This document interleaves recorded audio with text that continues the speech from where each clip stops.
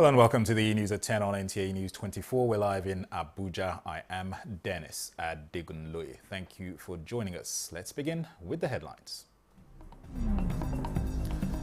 New minimum wage. Creates committee on consequential adjustments in salaries. Template that will be used for the adjustment of salaries due to the new minimum wage.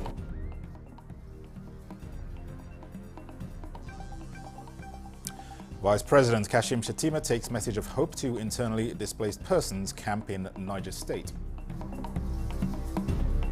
We are staying here for 6 years and government is helping us for food. But we need to go back to our village. And case of mistaken identity. Nigerian sentenced to death in Indonesia for drug trafficking regains freedom.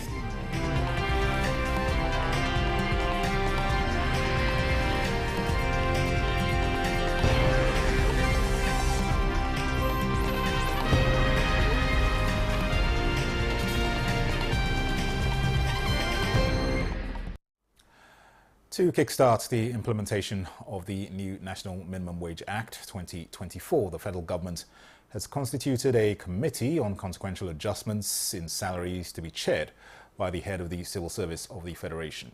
Haman Germany reports that the committee has been inaugurated and has held its inaugural meeting. The Committee on Consequential Adjustment in Salaries was set up arising from the provision of the National Minimum Wage Act 2024 in order to maintain a fair and equitable salary structure for federal civil servants as a result of the minimum wage now fixed at 70,000 naira, representing 133.33% increase from the previous minimum wage of 18,000 naira. Consequently, there is a need to adjust the salaries of other categories of staff, taking into consideration its consequential effect. The committee, which has as part of its terms of reference to negotiate and agree on the consequential adjustments in salaries arising from the provision of the National Minimum Wage Act 2024, among other things, has 16 members with head of the Civil Service of the Federation as chairman. And the terms of reference of this committee is to develop a template that will be used for the adjustment of salaries due to the new minimum wage. Wish us a very peaceful and a sincere negotiation that will help build this nation and motivate the Nigeria workers to put in their best in executing and implementing government policies. The committee members were urged to recognize the significance of the assignment in the best interest of the public service and the nation as a whole. Haman Germany, Nta News. The federal government has again demonstrated its commitment to giving Nigerians and communities under the siege of terrorism and those affected by natural disasters a new lease of life. Vice President Kashim Shatima took this message of hope to internally displaced persons at Gwada Camp in Shiroro local government area, where he made symbolic presentations of food items and beddings to the affected people. Husseina Musa reports. Niger State, with 14 internally displaced persons camps spread across the state, has over 46,000 victims displaced by either flood or banditry. The visit of the Vice President Kashim Shatima to the internally displaced persons camp Gwada in Shiroro local government area was to give the victims of flood and banditry a sense of belonging in the face of these adversities. We appreciate government for this gesture, but they need to improve on security so that we can go back to our homes. We are staying here for 6 years and government is helping us for food. But we need to go back to our village. Vice President Kashim Shatima, who interacted with the victims, informed them of the federal government's determination to ameliorate the difficulties they are faced with, while appealing to well-meaning individuals to complement the efforts of the government in this regard. We have come to reaffirm his commitment, his irrevocable commitment towards ameliorating the sufferings of our people. This is a symbolic gesture, but we have come on an assessment tour, and I want to assure the government and people of Niger State that the President is poised to assist all states of the Federation towards addressing those challenges. 3 billion naira has been released to each state of the Federation towards addressing the issues of floodings across the length and breadth of this nation. But this is just a tip of the iceberg. We'll be very scientific in our approach, and all states that deserve to be supported will be fully supported. We are grateful for this visit, and we are hopeful that we will get more from the federal government, being a home to 4 hydropower dams in Nigeria. And we know that at this part of the season, we have a lot of overflow from these dams, and year in, year out, people are displaced. And crops and farms and livelihoods are destroyed. Other local government areas across the state that were affected by the devastating effect of flood and banditry will benefit from the federal government's benevolence aimed at bringing succor to them. In Minna, Hussein Musa, Nta News. As the dust continues to settle in Maiduguri following the devastating floods that hit the city, it has emerged that the University of Maiduguri Teaching Hospital is one of the public service providers to have suffered the most destruction. Mohammed Abubakar reports that the developments has forced the hospital to suspend operations for the first time.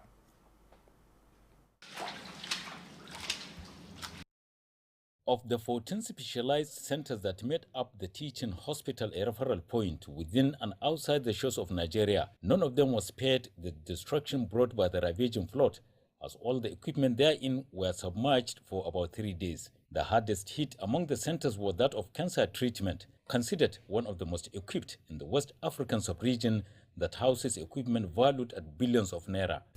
Nothing demonstrates the loss suffered by the University of Maiduguri Teaching Hospital than this machine. They call it linear accelerator. At the time of its installation, 380 naira was to $1. The ravaging flood did not spare the regional laboratory for the control of polio, as well as a molecular laboratory for infectious diseases funded by the World Health Organization. On how the current development has affected efficient healthcare services known with the hospital, the CMD had this to say. The University of Maiduguri Hospital is the largest hospital in Nigeria and is the one that contains the highest number of specialized centers of treatment. And most of these centers are down. More worrisome for the teaching hospital is the collapse of its water supply system, gas plant and electricity supply that are all a prerequisite to a teaching hospital of this nature. In Maiduguri, Muhammad Abubakar, Nta News. Meanwhile, the federal government has revealed that the recent devastating flood in Maiduguri was caused by the overflow of the Ngada River and not a collapse of the Alau Dam as speculated. Minister of Water Resources and Sanitation, Professor Joseph Utsev, who clarified this at a press briefing, also issued a warning to the Niger Delta and southern states to brace up for possible floods. Usman Zubairu has more. For the past couple of weeks, communities in many states of Nigeria are experiencing severe flooding. However, the flood in Maiduguri will linger in the minds of victims and many Nigerians. Minister of Water Resources, while briefing pressmen following an assessment visit to the flood-affected areas in Maiduguri, clarified that the Alau Dam in Borno State is still intact. He explained that the flood resulted from the massive inflows from the Ngada River, a major tributary of the river Yazara, which overwhelmed the dam's dike. Professor Yusuf expressed commitment to a true overhaul and upgrade of the Alau Dam, stressing that any poor performance by the contractors or officials involved will not go unpunished. We cannot start actually working on an Alau Dam because we can't even assess it now because of the level of the water there. So our team is monitoring the situation. So when it gets to that point where we can exactly tell what we can do, then that report will come up and we can tackle that ahead of time. It's the one of intense flooding in the Niger Delta region and other southern states, and advised government and stakeholders to activate emergency measures to mitigate the impact. More of the water that has been flowing in our rivers and some of our hydraulic channels will increase. And that was the reason why we gave this early warning. The ministry promised to provide sanitation kits and water treatment facilities for displaced persons as part of immediate interventions. In Abuja, Usman Zubair, Nta News. Member of the House of Representatives Salisu Majigiri Yusuf has implored the federal government and the organized private sector to take a cue from the Asian tigers and place better premium on micro, small and medium enterprises. At a seminar on the small and medium-sized enterprise developments for African countries in China, he said a larger chunk of employment comes from the sector. He is categorical that focus should be on value learning platforms that will give more insight into SMEs financing and management that will ultimately enhance skills and careers of the people. Salisu Yusuf said that genuine implementation of knowledge and suggestions will help reshape the sector in Nigeria and promote development. The federal government has announced that loading of the first batch of petrol from the Dangote Refinery is to commence this Sunday, 15th September. And from 1st October, the NNPC will commence the supply of about 385,000 barrels per day of crude oil to the Dangote Refinery to be paid for in Naira.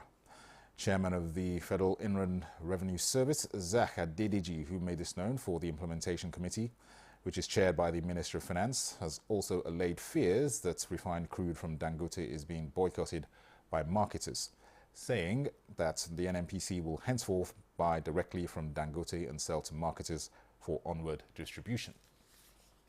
September 2024. In return, Dangote Refinery will supply PMS and diesel of equivalent value to domestic market to be paid for in Naira. Diesel will be sold in Naira by Dangote Refinery to any interested off-taker. PMS will only be sold to NNPC. NNPC will then sell to various marketers for now. The FIRS boss says government strongly believes that this initiative will help reduce pressure on the Naira, eliminate unnecessary transaction costs and improve availability of petroleum products in the country. And the Secretary General Organization of Petroleum Exporting Countries, OPEC, Haitham Al-Ghaiz, has applauded Nigeria's continuous support to OPEC's mission of sustaining and stable as well as balanced global oil market. This is as the organization commemorates 64 years of its existence. Lydia Sampson reports. OPEC Day, celebrated on September 14th, commemorates the founding of the Organization of Petroleum Exporting Countries in 1960. This year marks the 64th anniversary of OPEC, which was established during a historic conference in Baghdad.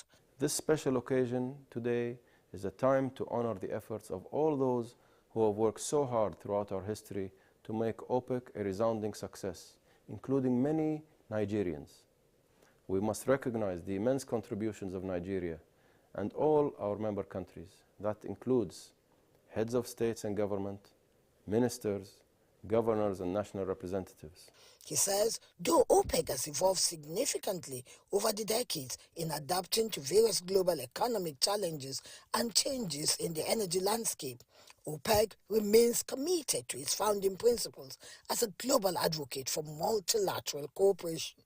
This day, the 14th of September, which has been designated as OPEC Day, provides a perfect opportunity to reflect on and remember OPEC's remarkable journey from its founding to its present. While acknowledging past glories is important, it is also crucial to look ahead and anticipate what is to come. The anniversary also serves as a reminder of OPEC's ongoing commitment to cooperation and dialogue in addressing global energy issues and sustainable development. OPEC Secretary General Haitham Al-Ghaiz, who commended OPEC members, is optimistic about the global role of the organization going forward, describing it as having its greatest days ahead. In Abuja, Lydia Sampson, Nta News. This is the news at 10 on Nta News24. More reports in a moment. Stay with us.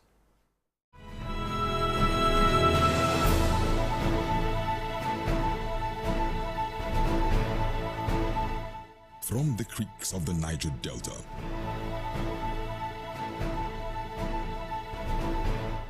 to the breathtaking scenery of the plateau.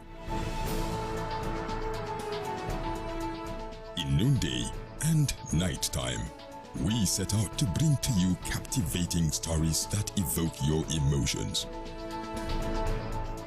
For fascinating documentaries and reports on day-to-day issues with expert analysis, tune in to Nta News24, DSTV channel 419, GoTV channel 26, StarTimes channel 101 and 433, and Free TV channel 703.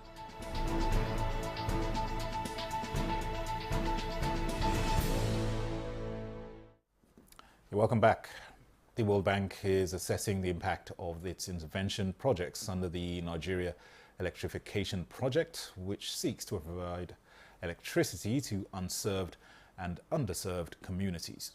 Joshua Ojito reports that the World Bank Vice President inspected one of the projects and interacted with beneficiaries and pledged more funding to close the energy gap in the country. Peti in Kwali Area Council of the FCT is one of the benefiting communities of the Nigeria Electrification Project, NEP, which has so far provided electricity to more than 7 million Nigerians through solar hybrid mini-grids, solar home systems, and captive power plants. Since solar came here, you know, our business and everything is moving on. World Bank is one of the funding partners of the project, and its vice president on infrastructure is in Nigeria to assess how the project is stimulating rural economy and energizing education as well as health. From a village they have no electricity to a village they have electricity, and I think it's transforming people's life. And I can see how people use electricity for, of course, for lightening, but also for access to information. He has seen by himself how this power plant has crystallized the powering of the entire community with over 200 connections. And that's why in the new DES program, we have a very, very, very steep ambition to ensure that more people have this energy. World Bank commits to provide electricity to more than 300 million people in sub-Saharan Africa by 2030. And the success story of the Nigeria Electrification Project is expected to scale up interventions. Joshua Ojito, NTA News. The federal government has declared Monday, 16th September, a public holiday to mark the celebration of the Eid al-Mawlid, birth of the Holy Prophet Muhammad. Minister of Interior Olubunmi Tunji-Ojo, who made the declaration on behalf of the federal government, congratulates Muslims both at home and in the diaspora. Tunji-Ojo urges them to imbibe the virtues of patience, sacrifice and resilience in the spirit of the season and seize the opportunity of the period to pray for enduring peace and a more prosperous egalitarian nation.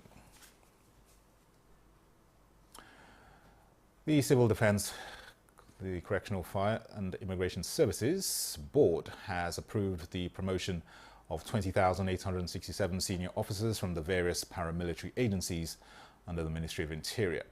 Secretary of the board, Ja'faru Ahmed, disclosed this following a two-day meeting of the board, and the fifth of this year, presided over by the Ministry of Interior, Olubunmi Tunji-Ojo, in Abuja.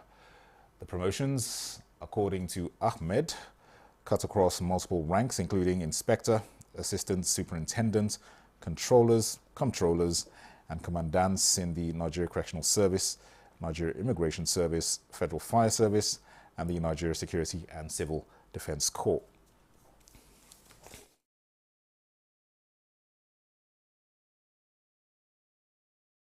(5,329) officers were promoted across board.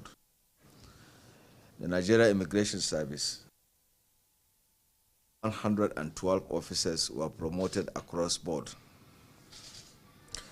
Federal Fire Service, 489 officers were promoted across board.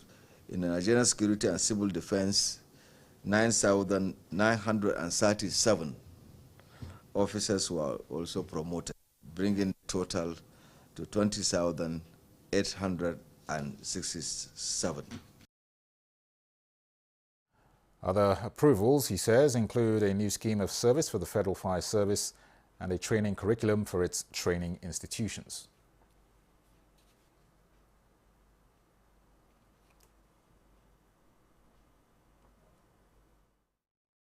Collaboration in the career development courses organized by the four services.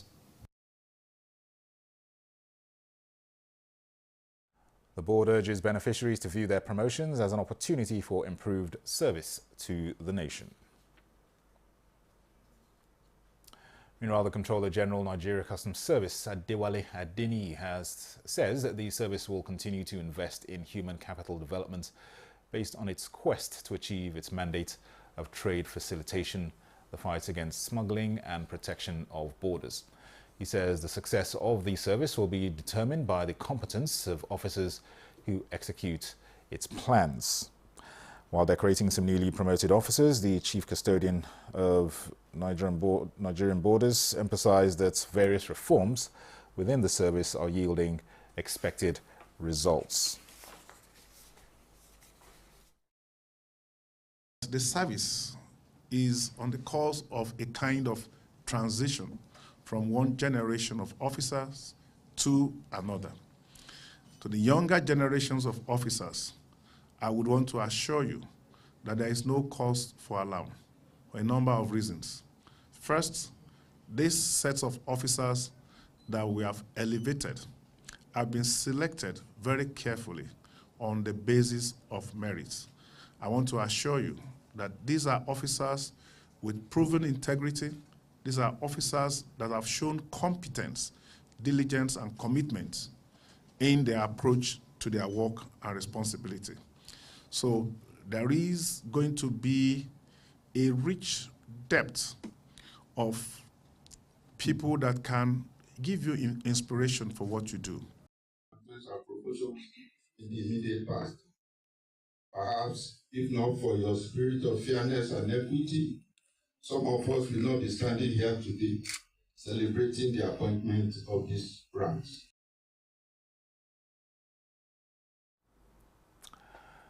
A Nigerian man, Emmanuel Ihejirika, who had been sentenced to death for drug trafficking in Indonesia, has been freed after several years in prison. A statement by the Diaspora Commission says the man regained freedom after his case was taken up by a Nigerian lawyer based in Washington, D.C. At a meeting with the lawyer, Mr. Emmanuel Ogebe in the United States, Abike Dabiri-Eroa commended him for his selflessness and kindness. Several years back, a delegation from Nigeria, headed by the former Minister of Foreign Affairs, Ambassador Ujo Madueke, had visited the Indonesian prison to plead for clemency for 21 Nigerians on death row convicted for drug trafficking. 4 of them have been executed, along with an Indonesian and a British citizen.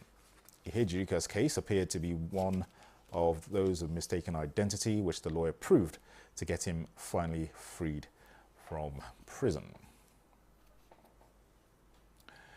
And that's the news at 10 on Nta News 24. Thanks for watching. I am Dennis Adegunle.